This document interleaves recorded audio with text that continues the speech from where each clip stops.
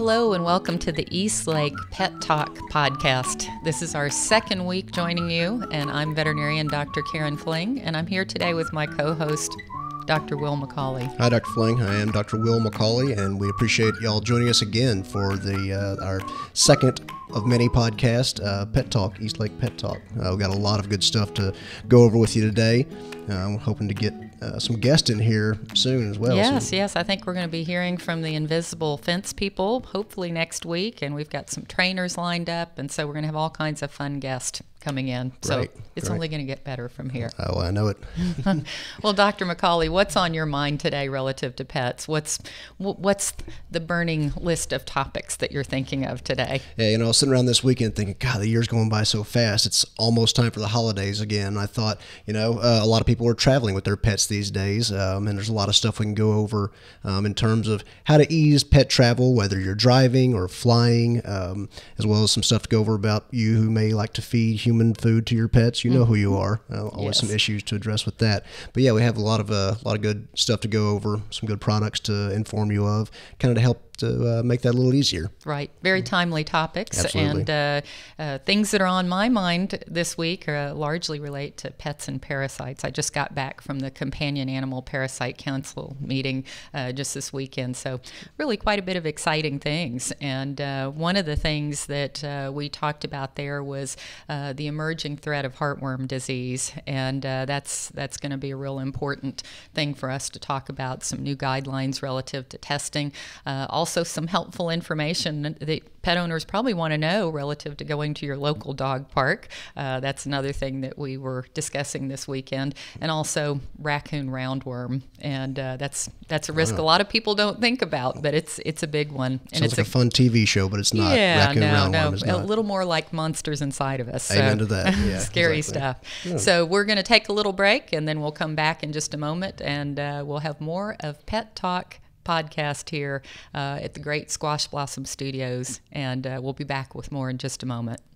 It's National Adopt-a-Mutt Day. Did you know that mutts may have fewer health problems than purebreds? So adopt a mutt and give a deserving pet a chance. We're back from the break, and I'm veterinarian Dr. Karen Fling, and we're here on Pet Talk podcast. And Dr. McCauley, when we were leaving for the break just a moment ago, we were talking a little bit about the meeting that I attended this weekend, and it was a meeting for the Companion Animal Parasite Council, and this is such a neat group of people. I just don't even feel worthy to be included in this circle of folks that care so passionately about pets, parasites, and protecting not only pet health but human health as well. And there's just an amazing group of industry leaders that have formed this particular board, and we talked about a lot of really exciting things this weekend, and one of the things we talked about was heartworm disease.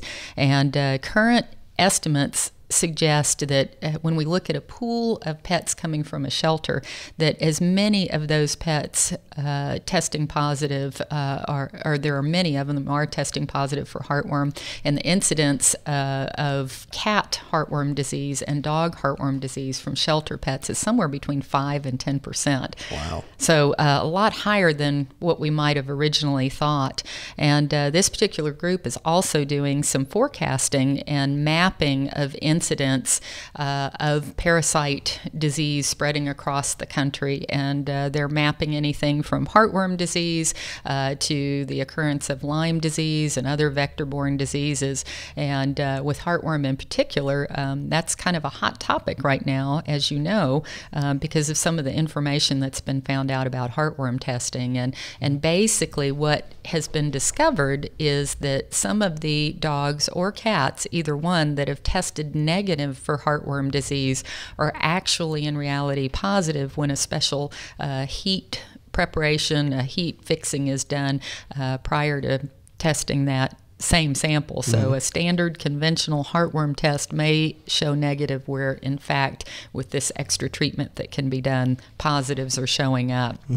And so this is important because a lot of dogs are falsely diagnosed as negative. And as you know, with cats, it's so hard to diagnose them anyway because they have so few worms. So I would definitely encourage pet families to talk to their veterinarian about testing. And if people have not had a recent heartworm test done, it really should be done at least annually, if not even semi-annually in endemic areas. Absolutely. Like Texas, we do have a big heartworm problem down here in Texas. And you mentioned all the information about it. Just to kind of review with people, heartworm disease in and of itself it actually is a worm. It doesn't actually live in the heart. It lives in the pulmonary artery, so it's the main artery going to the lungs. But if you get a lot of them, they can come back and actually enter the heart, and that's where we see a lot of the biggest problems. So it can be a heart or lung issue, either one. Absolutely. A lot of times we will see coughs, some signs of congestive heart failure in dogs who have a big worm load. And it is important to remember that the disease is vectored or transmitted by the bite of a mosquito. And for those of you in the Dallas area or in Texas in general or the South, you know that we have mosquitoes all year round. And so it's not enough really to just put your dog or your cat on heartworm prevention in the spring and the summer months. Mosquitoes will bite you anytime they can, any chance they get. And one thing I think that a lot of people don't realize is that from the time that a mosquito bites, it takes 6 months for an active infection to develop. And that was another thing that came up at the meeting this weekend, where I think people agreed do sometimes start, especially in cooler climate areas, with prevention in the late spring, early summer, and then through the warmer months. Some of this newer research actually shows that we're missing a critical time period of protection, and that preventative needs to be really best medicine all year round, or certainly way earlier in the season than what's typically being done. So there's a lot of pets at risk, and just when you look at these forecast maps that the Companion Animal Parasite Council is putting forth, you can just see that the heartworm disease incidence is really truly sweeping across the country, and preventative medicine is key in preventing this terrible disease. That's a big word, is prevention. It's so much easier and cheaper and healthier for your dog to prevent the disease rather than to run the risk of them getting the disease and then treating it, because treating it, as we both know, is no easy task. It's hard on the body, on the dog's body, and it's expensive. It's very expensive. Agreed. So, and a critical point relative to treatment is that where we do have a treatment for dogs at this time, that particular treatment for dogs is in very short supply. The pipeline of this drug is such that we may not be able to get it in the future. We've seen issues in the past where we couldn't get the medication, and currently the product that we're using is actually not even an FDA-approved product. It's a product that's produced outside the continental United States and shipped in on a case-by-case basis as the veterinarian orders the product. So definitely prevention is the best way to go. And where cats are concerned, there is no licensed approved treatment at all. I was just about to talk about that. Yeah, right. Cats, and really in dogs can to some degree tolerate heartworms a little bit better, like you said, at least one worm. But in cats, one heartworm, you can imagine how small a cat's heart is. You put one full-size adult heartworm in there, they can go downhill really fast. We've seen that happen. Yeah, definitely. Even one worm can kill a cat. And I've debated with clients over the years, even where dogs are concerned, if the pet looks healthy and well, sometimes people say, gosh, I can't see any symptoms of disease. They're not coughing. They're not having any exercise intolerance, no weight loss. They look fine. How worried do we need to be with a low worm burden? And talking with Dr. Matt Miller at Texas A&M, he says, gosh, even with low burden worm cases in the dog, even though the dog may look well on the outside, every day you go without treatment, there is vascular damage happening on the inside. And I tell you what, hearing that from him as a cardiologist, really a world-renowned cardiologist, it really reiterates that message back to me that prevention, as you say, is the best way to go. Absolutely. We talked last podcast about how dogs and cats can hide their illnesses so well. And so even if they don't seem symptomatic, if they do have these, even the low worm burdens, you're going to have permanent damage to the heart, to the vascular structure of the heart, the inflammation going on there. So it's way better to just avoid that, get tested twice a year, and be on the preventative all year round. Yes, exactly. And I think cats especially are so good about hiding their signs of illness. Dogs show you a little more often, but really when we talk about heartworm disease, once a pet is symptomatic from it, you may be too late for the option to even treat it. So prevention by all means is the best medicine. And you mentioned cost too. Estimates suggest that by prevention and by using preventative medication, that you save really anywhere from 2 to 9 times as much expense by preventing. And so I think honestly, one of the reasons that people don't do preventative care is to try to save money. And boy, this is not a place to cut corners. Absolutely. It's really not. Absolutely. And one of the number one signs for cats with heartworm disease is sudden death.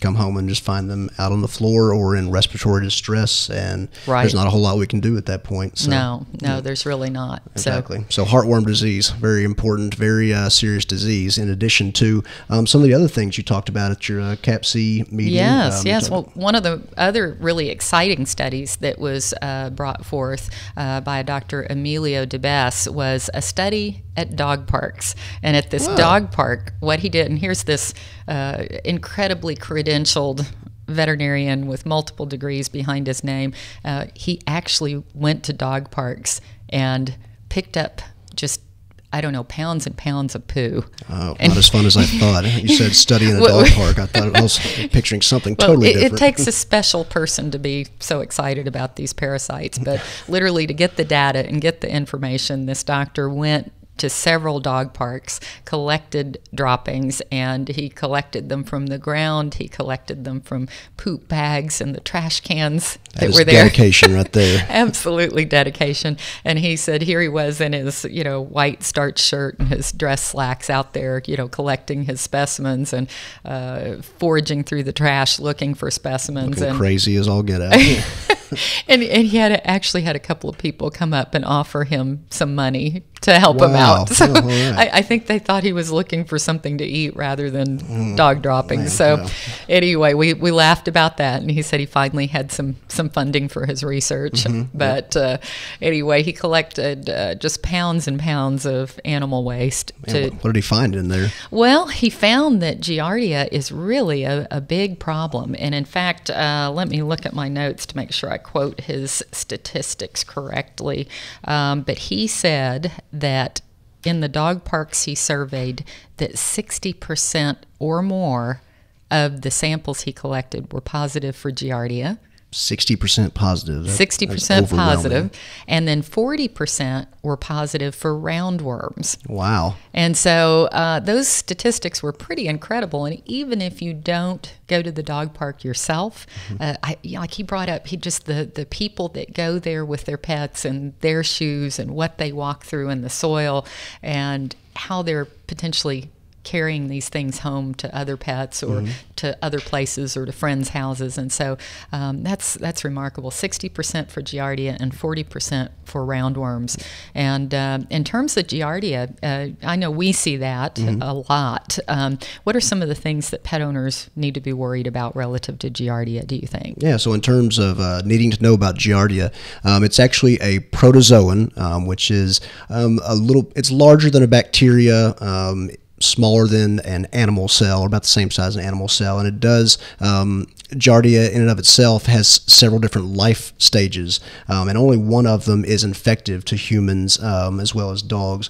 I'd have to look back on my notes and see which one is, but regardless, if we are isolating the giardia in any form in dog feces at these dog parks, that means that they're exposed to it and you're exposed to it as well, which is very scary. It's a zoonotic condition, and in fact, he said that 4% of the general population is probably giardia positive. The human population? Human population, wow, yes. okay. And he said if you look at internationally adopted children, the incidence rate goes up to 20%. Wow, so definitely a big big issue in terms of when you put the entire U.S. population at 4% of 320 million. That's pretty large. That's a lot of risk. Absolutely. And I know we have an adopted daughter, internationally adopted daughter, and we checked her for giardia as soon as she got back. Absolutely. So we were worried about it as well. But what Dr. Debess said that it was that the giardia that we're seeing comes in a variety of different strains. There's an A1 type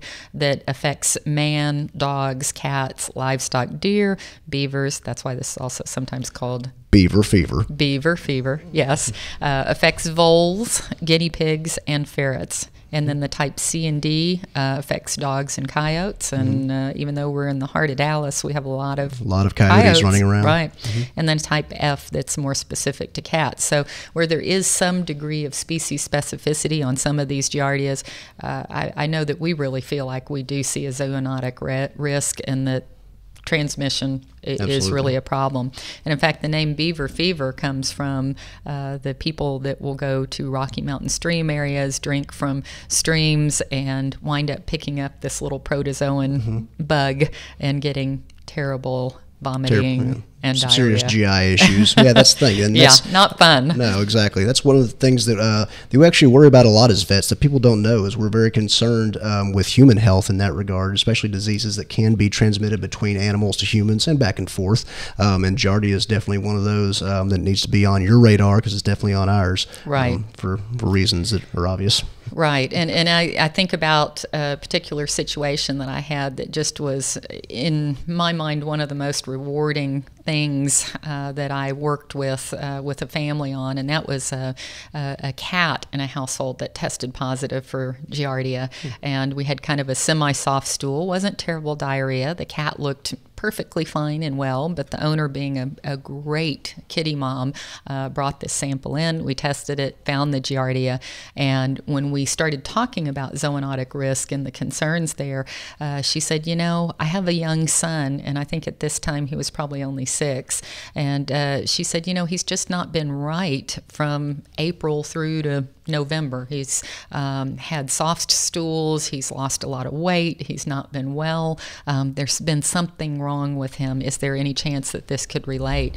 And so sure enough, we did send her back to her own pediatrician.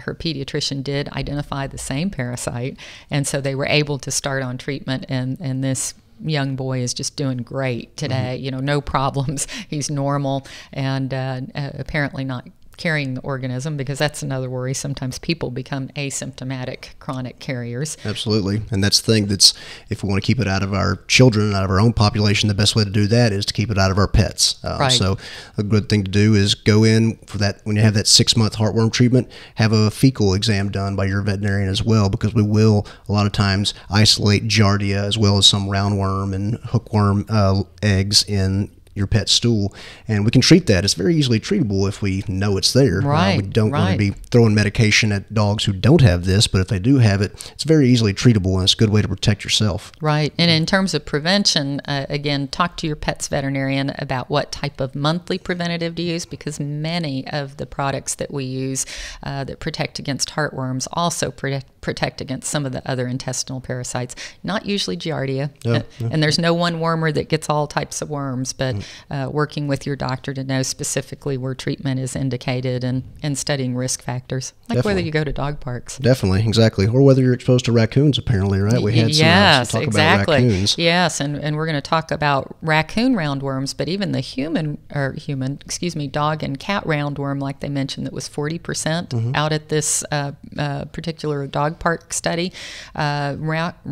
I can't talk, easy for me to say. Roundworms that affect dogs and cats can actually be even in potting soil too. There's a high percentage of potting soils that are contaminated. So, anytime you're handling dirt, animal waste, wash hands. Again, usually it's managing to touch these parasites and then touching the mouth, and kind of a fecal oral transmission route. So good hygiene there, because the raccoon roundworm, as well as the dog and cat roundworm, can be dangerous to children. So, and anybody really, but children are most severely affected. Absolutely. Now, balisascaris is the one that you mentioned earlier, and this is one that is a raccoon roundworm. And I know that even though we're in a really urban area here in Dallas, we see raccoons regularly. All the time. Raccoons are great survivors, and they love living next to humans because think about it, we put out garbage once or twice a week that they love to get into. We have houses with attics that are nice and warm and cozy and safe, so we're stuck with raccoons. So they're part of life. Absolutely. They definitely are. In fact, this year alone, I've had 2 show up in my backyard. Wow. And they've been cornered by 2 of our rather large dogs. So anyway, we wound up lucky and nobody was injured with all of that. But they're definitely part of our community. And for raccoons, they carry a roundworm, much like the dog and cat roundworm. But the bad news about this raccoon roundworm is that it's very, very dangerous to people. And in fact, current studies show that there have been over 30 confirmed cases of what we call visceral larval migrans, or VLM for short. And what that means is that this particular parasite, when it gets exposed to the inside of a human body, that because it is not normally an inhabitant of the human intestinal tract, the parasite looks for a place to migrate. So it starts burrowing through the tissues and going on a circuitous pathway to try to find the right environment for that parasite to live, because dogs and cats and people are not the normal host for this particular roundworm, the raccoon is. And so basically what's happened is the children that have been exposed have wound up having these parasites burrow into their livers, into their tissues, can even burrow into the brain. And most of the cases where the visceral larval migrans occurs, most of these cases in children, young people, the elderly, most of these cases have actually wound up being fatal or have resulted in a very debilitated permanent condition for the people affected. So really, really very scary. And then when we talk about ocular larval migrans, where it actually penetrates into the eye itself. That's just gross. It is. Gives me the willies. I mean, really just like monsters inside That's of us right. on the TV willies. shows. And even as a veterinarian, even though I'm certainly interested in parasite study, it still grosses me out. So these are preventable things, and where raccoons are concerned, you want to stay away from anything that could appear as droppings. And the way a raccoon tends to eliminate is in a group area. They like to eliminate in latrine areas, common areas where they do their droppings. They tend to like flat surfaces, so you may find the top of a patio cover or a place where several trees come together and have a flat area in the middle. That might be a popular site for a raccoon latrine. And so when you look at the droppings from these raccoons, the actual scat that you find will frequently have bug exoskeletons. It may have berries in it. It may have, harder undigested structures that the raccoon has foraged on. And so there was one particular case with some girls that were exploring in the woods, and they came across what they thought were berries, which were actually passed through a raccoon stool. Ate these things, wound up contracting the raccoon roundworm, and it was a devastating experience for these young people. So best advice is to watch where you go in the wilderness, in your own backyard. Stay away from any kind of raccoon droppings, or if you're not sure, definitely glove up and get any wastes out of the way, and use extra good hygiene. Absolutely. If you're wanting to clean those areas, if they do happen to use the bathroom on your porch or something like that, one of the best disinfectants is bleach. So mix up a good bleach solution to spray on there. Of course, clear off the feces first with gloves, dispose of it properly. But just because we get all the fecal material that we can see, exactly, there can still be some bad nasties on there. So it's best to clean up with a bleach product to take care of that. Let it sit for 10 or 15 minutes, because contact time is a big thing to taking care of balisascaris as well as other parasites. Right. Well, I studied with a parasitologist named Dr. Kazacos, and he hated parasites so much that he would even go a step beyond the bleach, and he had like a propane flame torch where he would Wow. actually burn the area where the droppings had been. Parasite Terminator. I love that. Yeah. Oh, there has to be a TV show about that. That is great. Absolutely. But he had this one picture where he had had a couple of puppies that he had brought home, and then he found out after he brought them home that they were parasite positive, and he showed his backyard where he had picked up any waste, and he'd actually torched and flamed an area, any place where he thought there was even a dropping. So I see a sitcom in the future for that guy. That's great. So anyway, but you got to be careful that you don't burn everything down if you're using a flamethrower. So I'm not sure I necessarily recommend that. But, very true. There are some other studies that say if you actually pick up most of the waste, you're going to remove 95% of the contamination risk, and then of course follow with something in the way of an appropriate disinfectant. And bleach is still one of the best household disinfectants. It takes care of viruses and absolutely bacteria and a lot of these parasites too. But definitely wash hands, remove anything that's even suspect, and if you're not sure, consult your veterinarian about recommendations on how to prevent these things. Well, good. Yeah, I think that's really good information to have about all of these different parasites. There's plenty more. There's plenty more to come from this show. We're going to take a short break. I remind everyone to subscribe to our podcast at this link, and we'll be back in a few minutes to go over some other stuff, talk about traveling with your pets over the holidays, and some other cool tips. See you then.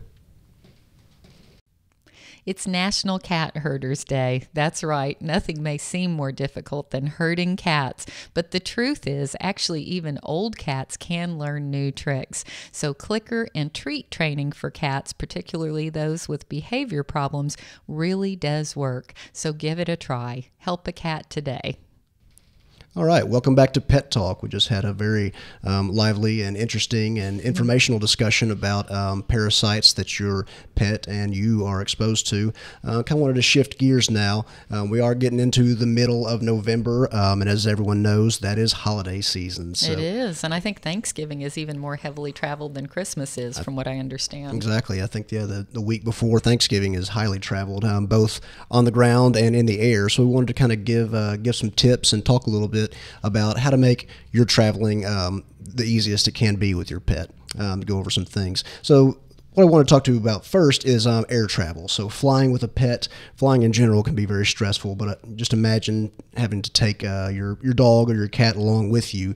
The name of the game in this situation is preparation. You need to be prepared Indeed. ahead of time, because I can almost guarantee you're not going to get anything accomplished once you get up to the airport. So plan ahead for that. And I think one of the things to consider as you're planning is if your pet is really apt to be a good traveling companion. I think a lot of times people think because they're excited about it that it's going to fit for their pet, and that may or may not be the case. So I think generally nervous pets or very shy pets or skittish pets may not make the best traveling companions, and sometimes those pets really actually do better staying at home with a pet sitter or lodging with a veterinarian or another good pet care facility. Absolutely. So those are the things you want to weigh and consider beforehand. Absolutely. To kind of plug ourselves, we have a great boarding facility over at East Lake, especially at the Cat Care Center. Oh, we do. Cats in general are probably less good at traveling than dogs, but we have rooms made up just like bedrooms. I'm talking full human-sized beds and furniture and to climb on. They love it. Mm-hmm. And so I do think it's an important thing to think about with cats in particular, whether they're suited for travel or not. And a lot of cats, particularly from cat-only households, they really don't want to be around dogs. So I think it's worth doing the extra preparation and research in advance to make sure that where you're thinking about having a pet stay really meshes with your philosophy. And I think there's a whole list of questions that can be asked there.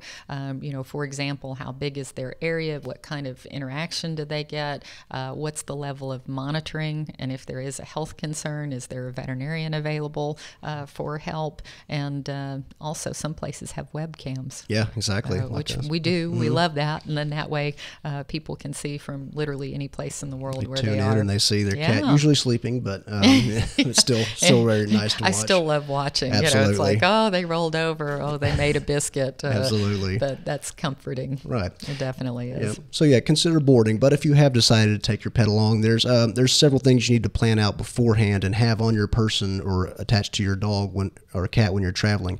The first thing is vaccination records. So it's regardless of where you're going, it's always good to have those. I'm pretty sure the airlines will want you to have, I know they'll want you to have at least rabies, but also probably stuff like kennel cough, distemper. And it's good to have those anyway, just available. Right, because at the holiday time, there really are a lot of other pets that are traveling. And so even though by law some of these may not be required, just in terms of protecting your pet and keeping them safe and making sure that they have all the proper immunizations, especially for those communicable things, that's a very important consideration. And you mentioned the rabies. The rabies vaccination is definitely a requirement for a health certificate.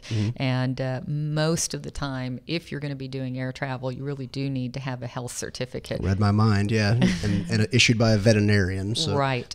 And within 10 days of air travel is when you need to have that done. But a problem that I've heard people tell me about is that they may call the airlines and say, hey, do I need a health certificate? And they get somebody on the phone that says, oh, no, you don't need that. And then you get there and somebody else says you do. And then conversely, I've had people call and say, do I need a health certificate? And they're told absolutely yes. They show up with it and nobody ever bothers to look at it. I'd rather have that situation than any other, though. Yes, exactly. Have and don't need than need and don't have. So yeah, the health certificate is very important, so the airline has documentation that your pet is healthy. It has been evaluated by a veterinarian, up to date on its shots. So that's a very good point. At least 10 days, or no more than 10 days before your pet flies out. And then it's important to think about when the return leg is, because somebody may have gotten a health certificate 10 days ago that's good to get you flown from point A to point B, but you may be outside of that 10-day window upon the return flight. So generally right before travel is the best, unless it's a pretty short travel time. So you just need to consider the timeline on both legs of the trip. The big thing is planning ahead. Kind of as once you actually get there and all the documentation is in place, make sure you have an approved kennel or carrier for your pet. That's one of the things that airlines worry about the most is dogs or cats getting out of whatever container they're in and loose either in the cargo hold or in the cabin as well, because you can imagine a cat or a dog loose and very stressed out. Or worse yet, on the runway. I've even heard of that happening too. Wow, So really? yes, oh my gosh, yeah, it's a crisis when that happens. I can believe it. Yeah, so you want to make sure that that carrier is in the best shape possible, and there are certain carriers that are a little more rugged than others, and if they are going to have to fly in that cargo area, generally I think something that is not a soft-sided container, those sort of things would not do well in that area. So you want something where if luggage gets set on top of it or other carriers are placed together, that you know that there's no chance for injury with your pet. In fact, I don't even think they'd let you fly with something that was soft-sided or semi-collapsible. Down there. And that's the thing, there are approved cat carriers at places like PetSmart and Walmart. It will have a sticker or some kind of designation on it that it is approved for U.S. airlines or U.S. carriers. So it's important to keep that in mind, that yours is sturdy enough and it is going to contain and protect your pet while they're traveling. So it's very important. And make sure you've got secure little nuts all the way around the whole container. I've seen some people just do the four corners, and it's not secure enough that way. And you want to make sure that the gate or the front doorway opening to the crate is in good shape. Sometimes those things get bent and they don't latch properly, and they can be a bit persnickety. So you want the best equipment you can have to make those trips with those carriers. Definitely. And you need to check with the airline as well about what ticket you need to buy, because pets are not carry-ons. They don't, you can't put them up in the above the bin. They usually have to ride under the seat in front of you, but they are not considered carry-on in most airlines, so you will have to buy a pet ticket.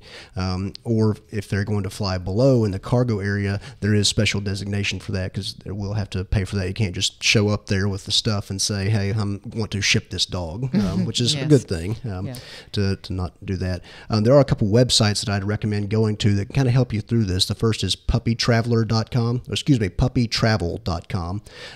That has a lot of info, as well as pettravel.com. You can find certain travel agents that have experience in pets going on trips. But those are two good places to start, puppytravel.com and pettravel.com. While you're doing that, consider how far you're going to fly with this pet, because if you're on a 5-hour flight, that pet's probably going to be in that carrier for at least 7 hours, because you think an hour before you take off, an hour after, getting out. So that's a long time for anyone to be cooped up somewhere. It is a long time, and they're not going to have potty breaks. There's not going to be any downtime or break time for them. So an important consideration. And again, yes, consider the behavior and the temperament of that pet prior to making these arrangements. And then the other thing is proper identification. I'm sure that's on your list too. Absolutely. Your animal, even out just in general everyday things, need to have a collar. We highly recommend microchipping, but for sure when they're traveling, because if they do happen to get out or get separated from all that, how are they going to know? Absolutely. And in fact, there are statistics out there that say 90% of pets without proper ID will not get back home. Yeah, and sad that's but true. Incredible. And then there's another statistic that is during their lifetime, 1 in 3 pets will get lost. And that statistic really resonated with me because I can remember for the longest time. In fact, this was before microchip technology really became quite as widespread and commonplace. I had my pets get out, all 3 of my dogs at the time, and they weren't microchipped. That was when the technology was pretty new. And I just remember thinking I was one of those people that thought it couldn't happen to me. You've become a statistic. I am the 1 in 3. And granted, it's been many years now, and all my pets are microchipped now. And, absolutely. Tagged and properly ID'd, because it's just not worth that risk. Definitely. And as far as to make the travel a little easier, there are some products that we'd recommend, especially for nervous animals, both cats and dogs. One that you may have heard of is called the Thunder Shirt, exactly like it sounds. The website is thundershirt.com, and it's actually just a form-fitting wrap almost that goes around, and that gentle compression or hugging tends to calm down a lot of these nervous animals. It's not going to work for all of them. I was skeptical when I heard about this. Me too. So it sounds like you're a believer now, as am I. Absolutely. Yes. I've seen the results myself. I have. I kind of laughed because I thought they looked like sort of like superhero dog shirts, and I didn't see that they would do that much good. But I just think that gentle compression, that little soft hug, there is something about it that does make a difference for some of these dogs. And I think terriers, for whatever reason, benefit a lot from these shirts. Certain breeds for sure, because I had a friend who had a greyhound who was very, very nervous and just anxious. A lot of problems with traveling. She bought one of these Thunder shirts. The dog slept the whole way in the van, and it just had no problems after that. So the proof's in the pudding. It speaks for itself. So that's a good thing to have that you can put on your dog, whether you're traveling in a car or in the air, just to give it a try. I'd recommend trying it before you get on the plane, right, be sure they before like you it, dress them up out. and stick them in a crate and send them on their way. Absolutely, yep. And things to keep them entertained in there. It's good to have good toys, high quality toys, not ones that they can choke on or get tangled up in. So it's good to have that. We talked about it last week, but cats, if they're going places, that Feliway, the feline facial pheromone, can help kind of calm them down. And they're little spritz-on products that you can spritz in the crate, or there's a new little Feliway wipe that's pretty nice because you can just wipe the carrier down right before you go on the plane. Great stuff. Great stuff. And we really feel like it helps. And again, the Feliway, working with this synthetic pheromone, it relaxes the cat. It makes them feel calm. It kind of mimics that sort of feeling that they have when they're nursing with the mother cat. And I know, for one, even my mother's own cat has benefited behaviorally from using the Feliway products. And that's like a personal recommendation, especially from mom. Even my mom's got to trust cat. Mom. Absolutely. Absolutely. Yep. If that works, fantastic. If not, there are certain medications that we as veterinarians can provide. The one that comes to my mind is called Clomicalm, but it's the last thing we want to go to. If we can make the experience more enjoyable for the pet, calm them down without medication, we always want to do that first. Right. But if you try all this stuff and it doesn't work, you can always come to your veterinarian and we can offer some different solutions. Right. And I love the Clomicalm medication too. It works well for reducing anxiety in general, separation anxiety, travel anxiety. But the thing is you've got to be on it a few days before you even travel. So there's, again, preparation time if that product's going to go ahead and work. So. Absolutely. Absolutely. All these tips about holiday travel. Next week when we have our podcast, we're going to talk about food tips at at your holidays. I don't want to hear any stories about people feeding an entire turkey to Granny's Chihuahua and having it show up or for the us. turkey skin or the fatty parts, those kind of things. Those are the world's worst for causing a pancreatitis episode, which basically results in a terribly painful gastrointestinal upset problem for the pet. And some of those cases can really be life-threatening. Definitely. We're going to go into that in great depth next week. I think we're set to take a break now. Another break. Again, if you are really interested, you can subscribe to us by clicking on this link. When we come back, we're going to talk about a few more things to close out the show, maybe some fun pet news, and we'll be right back on Pet Talk. It's National Pet Diabetes Month, and this is a great time if your dog or cat is drinking more or eating more or sometimes even losing weight to see your pet's doctor and talk about diabetes today. Well, I'm Dr. Karen Fling, still here with Dr. Will McCauley. We're just about ready to wrap up this afternoon's show, but we've had a great time chatting about parasites and travel and all kinds of things. And in this next week, we're going to be visiting, hopefully, with a studio guest from Invisible Fence. And I always thought I knew what Invisible Fence was, the whole collar, the whole little sensors around the yard, that kind of thing. But really, they have some new products that are available that I'm pretty excited about. And I, for one, I have an escape artist cat. I don't let my cats go out on purpose, but I have one cat that is a sneaker, and I really worry about his health and safety. I worry about him getting out and getting in harm's way. So we're looking forward to hopefully next week, and if not next week, very soon, having the folks from Invisible Fence back to talk to us about some of their neat products. Very innovative company. They kind of took over the Invisible Fence, the electronic collar, like you talked about, took over that market, but they didn't rest on their laurels. They're out making these new products that and they're just getting better and better. Absolutely, it's going to be very interesting. Next week as well, as we told you before, we're going to talk about food for your pets during the holidays. I know that everyone thinks, oh, well, I'm eating turkey and mashed potatoes and green bean casserole. Why can't my pet needs a treat my too. pet needs a treat. Exactly. It's their Thanksgiving as well. There are some healthy foods that we can recommend as treats for them, and some ones that we definitely want you to stay away from. And of course, if there are topics that you're interested in hearing about from us, please subscribe, or you can email us. What's that email address? podcast@welovepets.net.